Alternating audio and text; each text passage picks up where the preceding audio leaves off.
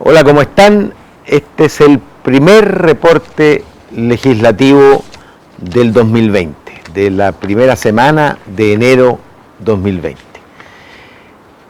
Despachamos para que se conviertan en ley, es decir, en el último trámite legislativo, 4 proyectos. El primero, que surge de la necesidad de responder a la situación de crisis en que se encuentra la mediana y pequeña empresa, particularmente por la baja de sus ventas y de su producción en los meses de octubre y noviembre pasado. Se establecieron finalmente varias medidas que van a paliar su situación. Por un lado, la capitalización del Banco Estado, como dijimos, para que se aumente el crédito a esas empresas. Se fortaleció el FOGAPE, que es un instrumento muy importante para las pequeñas. Se extendió a la mediana empresa provisionalmente.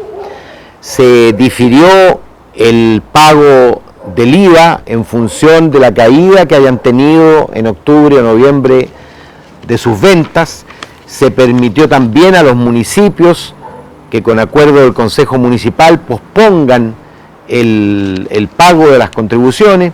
En fin, un conjunto de medidas que se hacen cargo de aliviar la situación compleja en que se encuentra la pequeña empresa, que como se sabe es un motor del desarrollo del país y que ha sido arrinconada por la concentración económica en las últimas décadas, y tenemos que hacer esfuerzos para revertir ese proceso. También se creó dentro de este proyecto un régimen especial de donaciones para las pymes. Es decir, si una gran empresa quisiera en su comunidad o en su barrio o en su comuna apuntalar a un pequeño negocio que fue incendiado, podrá hacerlo de acuerdo a esta ley, descontando por supuesto los impuestos correspondientes. Eso es muy importante porque ha habido una voluntad de flujo de donación, pero está limitado por la ley. Lo mismo que la postergación del pago de impuestos para el primer trimestre de 2020 como su posible pago en cuotas. De lo que se trata es de no ahogar a la pyme con la carga financiera del primer trimestre del 2020, y también se anticipa la devolución del impuesto a la renta, que significa cash líquido en la mano para gastos necesarios. De lo que se trata es de impedir al máximo la quiebra de pequeñas y medianas empresas y con el consiguiente impacto que eso tiene sobre el empleo. Convertimos en ley también una pequeña pero importante modificación a la ley de pronto pago para permitir que se beneficien también a los productores silvoagropecuarios y pesqueros también artesanales, que están situados sus actividades en lugares sin internet, para que puedan beneficiarse con la factura en papel, porque la ley de pronto pago establece solo para el caso de la electrónica. Es una consideración específica que fue movida justamente por parlamentarios que representan a los sectores rurales en la Cámara de Diputados. Hicimos también una pequeña modificación impulsada por el diputado Francisco Undurraga para aclarar un problema de interpretación, o más bien de antinomia, de contradicción entre las leyes, que en una acápite consideraban como falta leve y en otros como falta grave el uso indebido y el estacionamiento en los estacionamientos reservados para personas con discapacidad. Esta ley fue muy importante, que obligó a todos los estacionamientos a dejar cupos reservados para las personas con discapacidad. Pues bien, ahora quedó claramente establecido como una falta grave hacer uso indebido de ese espacio que está reservado para las personas con discapacidad. Tenemos que seguir extendiendo el respeto a los derechos de las personas con capacidades diferentes en Chile. Y por último, después de un trámite larguísimo, logramos aprobar la ley que crea el sistema de rendición de cuentas de los gastos reservados. No había un sistema regulado por ley. Hace 2 décadas atrás, la verdad es que la mayoría de los ministerios tenían gastos reservados. Ahora se limita a la Presidencia de la República, al Ministerio del Interior, al Ministerio de Defensa, al Ministerio de Relaciones Exteriores, a la Dirección de Fronteras, las Fuerzas Armadas, Carabineros, la PDI y la Agencia Nacional de Inteligencia, por supuesto. Se define con mucha claridad qué es un gasto reservado y en qué se puede gastar, ¿ah? De manera que ya no podrá haber uso de gastos reservados para comprar bienes inmuebles o para actividades que no estén directamente relacionados con el propósito para el cual están establecidos. Se introduce la regulación y el control por parte de Contraloría, que no existía. Se establece la necesidad de declarar una unidad responsable de la rendición de cuentas en cada ministerio. Se le otorga la responsabilidad al subsecretario del ministerio, la responsabilidad política y legal de sobre esa rendición de cuentas. Se establece también, por supuesto, la obligación que en sesión reservada se rinda cuenta ante el Congreso Nacional. En fin, toda esta regulación tiene por objeto limitar el uso de gastos reservados a las actividades que efectivamente lo requieren y al mismo tiempo poder estar seguros de que los recursos públicos son usados para aquello que la ley define y no ocupen ese carácter reservado para destinarlo a otros usos.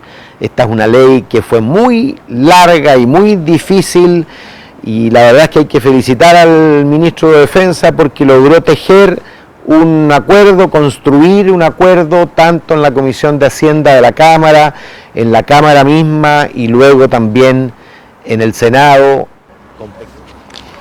También pasó al Senado la Convención Multilateral para aplicar las medidas relacionadas con los tratados fiscales para prevenir la erosión de las bases imponibles y el traslado de beneficios. Esto que suena tan complejo es simplemente para que las grandes multinacionales no se aprovechen de las lagunas o vacíos en la regulación para tributar no en el país donde ejercen su actividad, es decir, donde se genera la utilidad o los excedentes negativos de toda naturaleza. Hay algunos países que buscan tributar en los países con menor carga tributaria y no donde les corresponde tributar. Esta es una convención de todos los países de la OCDE, los países del G20 y otros tantos que se sumaron. Son 68 países que firmaron este convenio y está incluido Chile, que de alguna manera le va cerrando espacios a las multinacionales para que no aprovechen los vacíos y lagunas en las regulaciones tributarias de los distintos países. Ya habíamos hablado de este proyecto que protege los humedales, regula su manejo y conservación, porque lo habíamos aprobado en general, pero había vuelto a comisión por indicaciones, ahora se aprobó y va al Senado.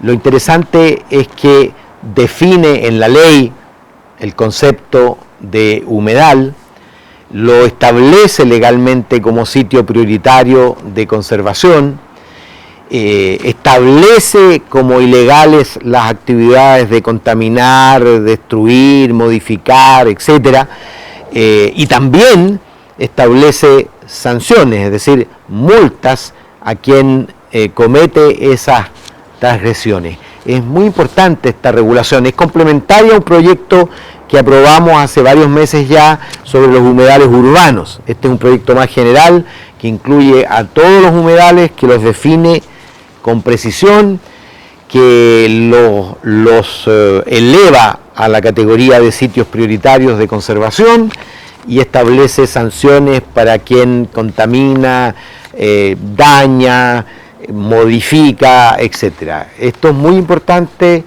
En mi territorio hay humedales importantes, particularmente el humedal de Batuco, que tuve la oportunidad de conocer, que está administrado por una fundación que hace un muy buen trabajo. Allí pasa un tercio de la avifauna nacional por el humedal de Batuco y además es una referencia de las vidas de las personas de la comuna de Lampa y en particular de la localidad de Batuco.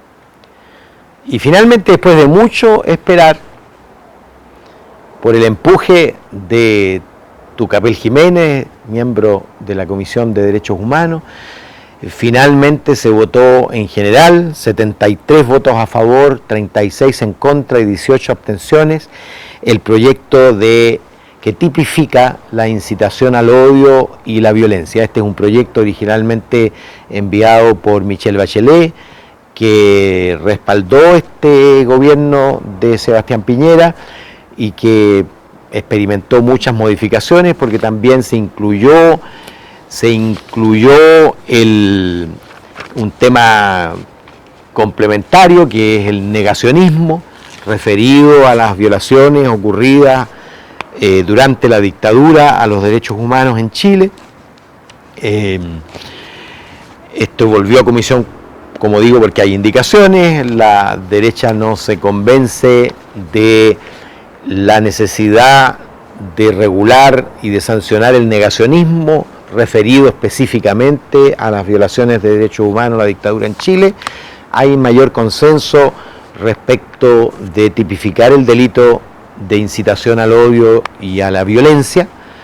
Estamos, por lo demás, en un periodo en que hemos visto manifestaciones de ese tipo que incitan al odio y la violencia, es decir, a resolver los problemas por la vía de la exclusión, el arrinconamiento, la persecución y a veces hasta la violencia física. Y es muy importante que esto se convierta, por supuesto, en una falta sancionable cuando es extrema, incluso de manera penal, con cárcel.